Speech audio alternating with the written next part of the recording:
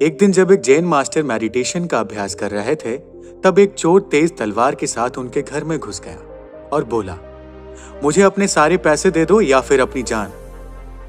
बिना किसी डर के जैन मास्टर ने कहा, मुझे परेशान मत करो, अपने आप उस कोने में रखे ड्रॉअर से पैसे निकाल लो।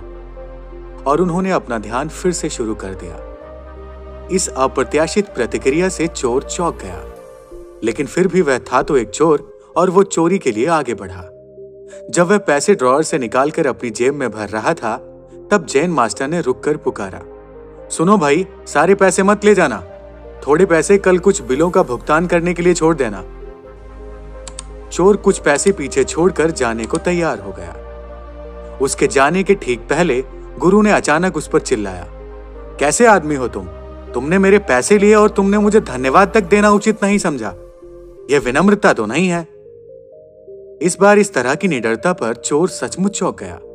उसने जैन मास्टर को धन्यवाद किया और वहां से जितनी तेज हो सकता था उतनी तेज भाग गया। चोर ने बाद में इस घटना का वर्णन करते हुए अपने दोस्तों से कहा कि वह अपने जीवन में कभी भी उतना भयभीत नहीं हुआ था, किसी बलवान शत्रु या सिपाही को देखकर भी नहीं। कुछ दिन बाद चोर पकड़ा गया और उसने कई अन्य अपराधों के साथ जैन मास्टर के घर पर की गई अपनी चोरी भी कबूल कर ली। जब जैन मास्टर को चोर के खिलाफ साक्षी देने के लिए बुलाया गया तो उसने कहा, नहीं, इस व्यक्ति ने मुझसे कुछ भी नहीं चुराया है, बल्कि मैंने उसे पैसे दिए हैं। उसने इसके लिए मुझे धन्यवाद भी दिया है।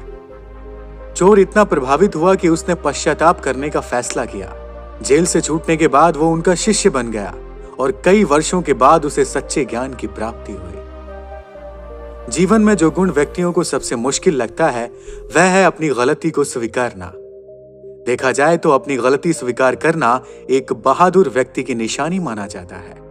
यह सत्य है कि जो व्यक्ति बहादुर, समझदार और सामाजिक नागरिक मूल्यों के प्रति जागरूक होगा, वही अपनी गलती स्वीकारने की हिम्मत रख सकता है। जैसे जैसे व्यक्ति में ज्ञान, समझदारी का स्तर बढ़ता है, वैसे वैसे ही उसमें सरलता, सजगता और सहजता के गुण भी बढ़ते जाते हैं। यह अत्यंत आवश्यक है कि अगर आपको दूसरे लोगों का समर्थन पाना है तो अपनी गलती को स्वीकार करें। इस झूठे अहम से बाहर आना अत्यंत आवश्यक है कि गलती स्वीकारना बुज़दिलों का काम होता है। गलती स्वीकार करना एक बहादुर व्यक्ति की निशानी है।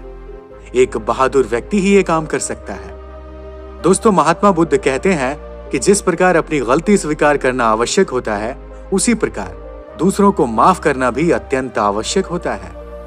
इंसान के अंदर जितना अधिक दूसरों को देने की भावना का विकास होता है, उतना ही सकारात्मक ऊर्जा का विकास उस व्यक्ति के व्यक्तित्व में भी होता है। माफ करने से जहां सामने वाले को आपकी संवेदनशीलता का एहसास होता है, वहीं उसे आपके अहंकार शून्य होने का भी प्रमाण मिलता है। दोस्तों, आज की कहानी में फिलहाल इतना ही। धन्यवाद।